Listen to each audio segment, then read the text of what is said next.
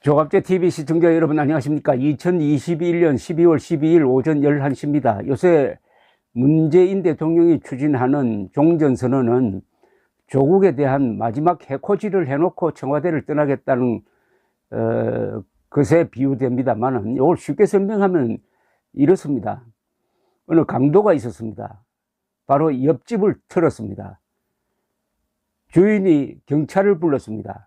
경찰과 주인이 합세를 해가지고 강도를 몰아냈습니다.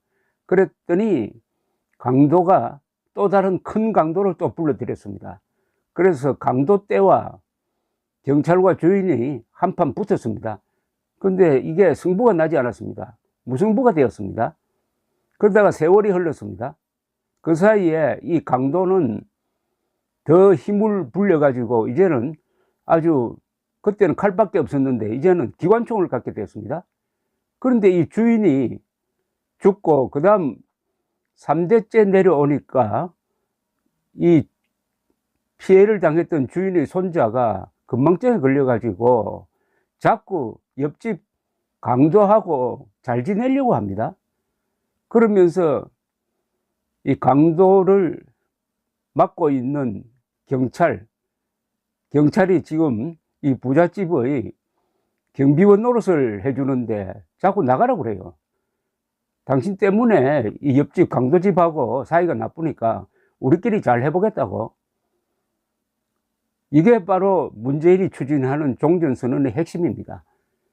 종전선언으로 가장 큰 피해를 보는 사람은 6.25 남친 피해자입니다. 6.25 남친 피해자들은 지금 문재인이 추진하는 저 종전선언을 보면서 아마 속이 열불이 터질 겁니다. 제가 월간조선 대표를 할 때가 거의 한 20년 전인데요. 이런 책을 낸 적이 있습니다. 월간조선에서 돈을 들여가지고 6.25 납북자 82,959명.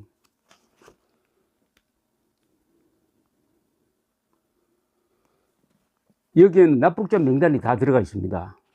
이게 언제 만들어졌느냐 하면은 1952년입니다. 52년에 대한민국 정부가 발간을 했는데 그때 이승만 정부가 그 어려운 시기에도 전쟁을 하면서도 피살자와 납북자를 조사를 했습니다. 전국 조사를 해가지고 깨알같이 이름을 적었습니다. 이렇게. 이 명단이 국회에 그냥 국회 도서관에 보존되어 있는데 아무도 이 존재를 몰랐습니다. 월간조선 기자가 이걸 찾아내 가지고 이걸 인쇄를 했습니다. 인쇄를 해 가지고 이게 뭐 값은 붙었지만 이게 팔릴 책은 아니지 않습니까? 월간조선이 좀 손해를 보고 국가를 위해서는 좋은 일을 했습니다. 여기 82,959명은 명단이 파악된 경우고 실제로 이보다 훨씬 더 많은 사람이 납북되었다고 보여집니다. 많게는 한 20만 명이 납북되었다고 생각하는 사람들이 있고요. 그 다음 또 피살자 명부가 또 있었습니다. 피살자는 약 6만 명이었습니다. 그러면 종전선언 하면 이 피살자와 납북자에 대한 사과, 배상은 누가 합니까? 문재인이 그걸 지금 조건으로 붙이고 있습니까? 하지 않습니다. 문재인은 강도와 화해를 하려면 강도로부터 피해받은 것, 그리고 강도했다는 사실을 인정받아야 될 것 아닙니까? 첫째, 납북자 문제. 무엇보다도 국군 포로 문제입니다. 6만 명의 국군 포로를 불법 억류했는데 생존자가 그래도 적어도 수천 명은 있겠지만은 우리는 다 생존했다고 보고 생사 확인을 요구를 하고 살아있는 사람은 즉시 송환하라고 요구를 해야 됩니다. 이걸 전제 조건으로 깔지 않는 문재인의 종전선언은 김일성 세력에 대해서 6.25 남침이라는 반민족적, 반인류적 범죄 행위에 대해서 면죄부를 주려고 하는 겁니다. 면죄부를.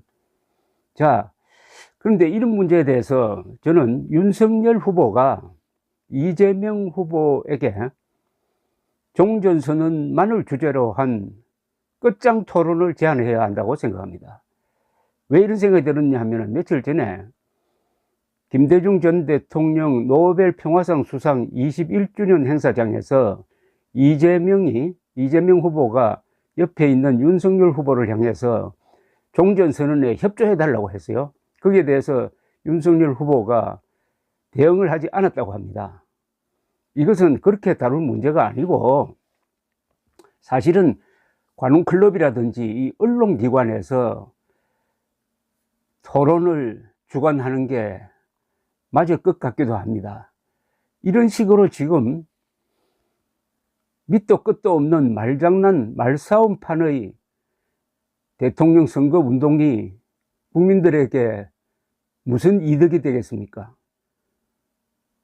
그러려면은 주제별로 아주 집중적인 토론이 있어야 되는데, 이거는 선거 기간 중에 있는 토론으로는 부족합니다. 그러니까 종전선언이 이재명도 그렇고 윤석열도 그렇고 뚜렷이 자신의 생각이 있고 생각이 다릅니다. 그러면은 토론을 하는 수밖에 없습니다. 토론을 통해서 양쪽이 국민들을 설득하는 그런 근사한 게임을 하나 하는 거죠. 윤석열 후보가 먼저 제안하는 게 맞다고 봅니다. 윤석열 후보는 이재명 후보로부터 도전장을 받은 겁니다. 일종의 결투를 하자는 도전장을 받은 것과 마찬가지죠.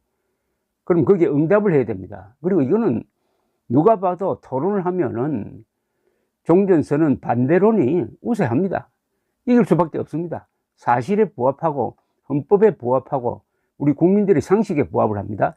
그런데 이걸 방치해버리면은 그냥 종전선언, 한반도 평화 프로세스, 같은 민족끼리 과거를 덮자, 이런 선동에, 일종의 종족주의적 선동에 넘어가서 우리 국민들이 종전선언 찬성할 가능성이 많습니다.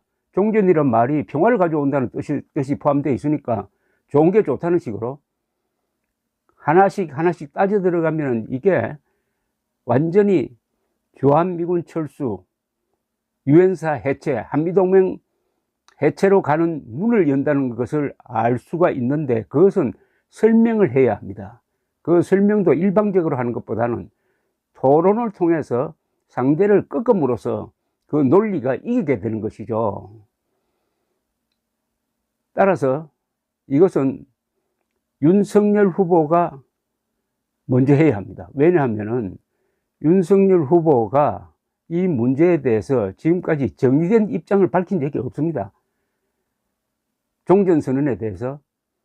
그렇게 되면은 정부 페이스로 넘어가게 되어 있습니다. 그것을 막기 위해서도 윤석열 후보가 해야 하고, 두 번째는 윤석열 후보가 유리합니다. 세 번째는 유불리를 떠나서 차기 대통령이 되겠다는 사람은 종전선언에 대해서 반드시 국민들을 설득을 하고 당당하게 자기 입장을 천명을 하고 공약으로 걸어야 합니다. 종전선언이 이번 선거에서 쟁점이 되도록 만들어야 합니다. 이게 또한 이 혼탁한 대통령 선거 운동을 업그레이드 시켜주는, 한국의 정치 문화를 발전시키는 하나의 계기가 될 수 있다고 생각합니다. 감사합니다.